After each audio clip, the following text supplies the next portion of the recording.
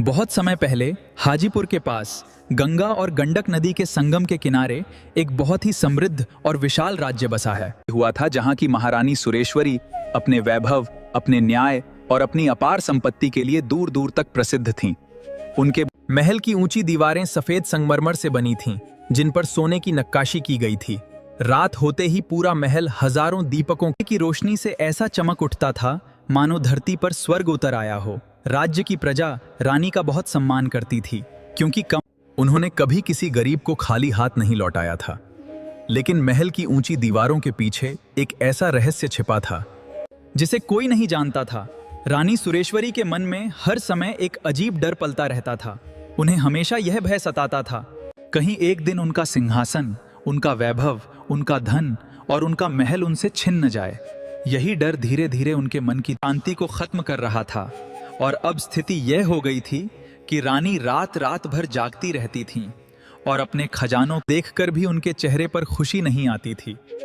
रानी हर सुबह राजमहल के मंदिर में घंटों पूजा करती थीं, बड़े बड़े यज्ञ करवाती थीं, ब्राह्मणों को सोने के सिक्के दान देती थीं और दूर दूर से आए साधु संतों को भोजन करवाती थीं। लेकिन इन सब के बाद भी उनके मन का भय कम नहीं होता था।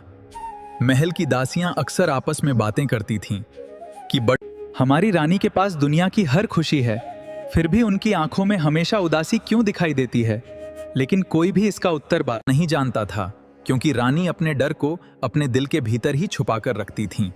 एक दिन पूरे राज्य में खबर फैली कि केत किनारे बने एक प्राचीन शिव मंदिर में एक वृद्ध साधु आकर ठहरे हुए हैं। लोग कहते थे कि वो साधु कोई चमत्कार नहीं कर सकता दिखाते, लेकिन उनकी बातें सीधे इंसान के दिल में उतर जाती हैं। जो भी दुखी व्यक्ति उनके पास जाता, वह मुस्कुराते हुए वापस लौटता। गांव के किसान, व्यापारी, सैनिक और यहां तक कि अमीर लोग भी उनसे मिलने आने लगे। कुछ लोग कहते थे कि साधु के पास कोई दिव्य शक्ति है, तो कुछ कहते थे कि उनकी वाणी में भगवान बसते हैं। जब यह बात रानी सुरेश्वरी तक पहुंची, तो उन्होंने तुरंत अपने सैनिकों को आदेश दिया कि उस साधु को पूरे सम्मान के साथ राजमहल में लाया जाए। शाम होते होते साधु महल पहुंचे।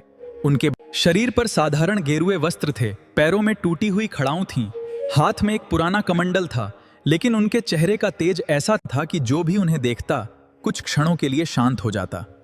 रानी ने स्वयं महल के मुख्य द्वार पर आकर उनका स्वागत किया। सोने की थाली में भोजन परोसा गया, चंदन का आसन दिया गया और महल के सबसे सुंदर कक्ष में उनके विश्राम की व्यवस्था की गई। भोजन के बाद रानी साधु के सामने हाथ जोड़कर बैठ गईं और बोली, महात्मा जी, मेरे पास सब कुछ है, धन है, राज्य है, सम्मान है, नौकर चाकर हैं, लेकिन मेरे मन में शांति नहीं है।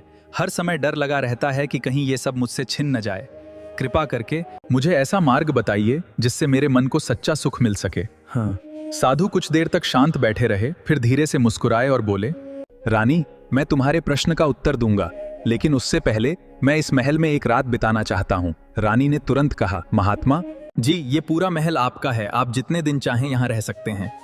रात गहरी हो गई, पूरा महल शांत हो चुका था, सैनिक पहरा दे रहे थे और दीपकों की हल्की रोशनी महल के गलियारों में फैल रही थी। तभी आधी रात के समय साधु अपने कक्ष से बाहर के निकले और धीरे धीरे महल के मुख्य द्वार की ओर बढ़ने लगे। पहरेदारों ने उन्हें देखकर पूछा, महात्मा जी, इतनी रात गए आप कहाँ जा रहे हैं? साधु शांत स्वर में बोले, मैं यात्री हूँ, एक जगह ज्यादा देर तक नहीं रुकता। इतने में रानी भी वहां पहुंच गईं। उन्होंने आश्चर्य से पूछा, महात्मा जी, आपने तो कहा था कि आप यहाँ रुकेंगे, फिर अचानक जाने की बात क्यों कर रहे हैं? साधु ने रानी की आंखों में देखते हुए पूछा, रानी, क्या ये महल आपका है? रानी बोली, जी हाँ, ये मेरा महल है। साधु ने फिर पूछा, आपसे पहले ये महल किसका था? रानी बोली, मेरे ससुर महाराज का। साधु ने पूछा, और उनसे पहले? रानी बोली, उनके पिता का। साधु मुस्कुराए और बोले, रानी, जहाँ हर पीढ़ी कुछ समय के लिए आती है, रहती है और फिर चली जाती है, उसे अपना स्थायी घर कैसे माना जा सकता है? ये महल भी एक सराय की तरह है, जहाँ लोग कुछ समय के लिए ठहरते हैं और फिर आगे बढ़ जाते हैं। इंसान इस संसार में खाली हाथ आता है और खाली हाथ पार ही चला जाता है, लेकिन जब तक जीवित रहता है तब तक हर चीज को अपना समझकर उससे चिपका रहता है। यही मोह उसके दुख का कारण बन जाता है। रानी ये बातें सुनकर पूरी तरह शांत हो गईं। उन्होंने धीरे से पूछा, तो क्या धन और वैभव रखना गलत है? साधु बोले, नहीं रानी, धन का रखना गलत नहीं है, लेकिन धन का गुलाम बन जाना गलत है। महल में रहना गलत नहीं है, लेकिन महल को ही अपनी पहचान पर समझ लेना गलत है। जिस दिन मनुष्य यह समझ जाता है कि वह इस संसार में केवल एक यात्री है, उसी दिन उसका भय समाप्त हो जाता है और उसके मन में सच्ची शांति जन्म लेती है। उस रात रानी सो नहीं सकीं। साधु की बातें बार बार उनके मन में जाती घूमती रहीं। उन्हें एहसास हुआ कि उन्होंने पूरी जिंदगी अपने खजानों की रक्षा करने में बिता दी, लेकिन अपने मन को कभी शांत करने का प्रयास नहीं किया। सुबह होते ही रानी ने पूरे राज्य में घोषणा करवा दी कि आज से राज्य में कोई भी भूखा का नहीं सोएगा। विधवाओं, गरीबों और अनाथ बच्चों की जिम्मेदारी राजमहल उठाएगा।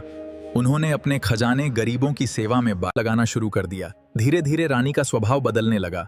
अब उन्हें अपने हीरों और महलों से ज्यादा खुशी लोगों की मुस्कान देखकर मिलने लगी। कुछ दिनों बाद वही साधु फिर महल छोड़कर जाने लगे। इस बार रानी की आंखों में आंसू थे, लेकिन मन में डर नहीं था। रानी ने हाथ जोड़कर कहा, महात्मा जी, आपने मुझे जीवन का सबसे बड़ा सत्य सिखा दिया। अब मुझे समझ में आ गया है कि इंसान इस दुनिया में मालिक बनकर नहीं, बल्कि एक यात्री बनकर आता है। साधु मुस्कुराए और बोले, रानी, जिस दिन मनुष्य यह समझ कर लेता है कि सब कुछ अस्थायी है, उसी दिन उसके भीतर का अहंकार समाप्त हो जाता है और वही सच्ची मुक्ति की शुरुआत होती है। इतना कहकर साधु वहां से चले गए, लेकिन उनकी बातें हमेशा के लिए रानी सुरेश्वरी के मन में बस गईं।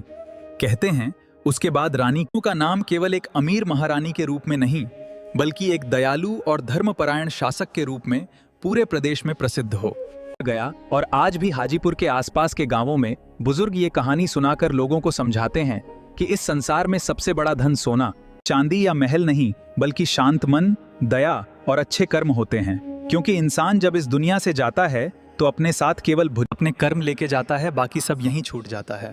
मेरी बात अगर अच्छी लगी हो, सब्सक्राइब करके कमेंट में जय श्री राम जरूर लिखें।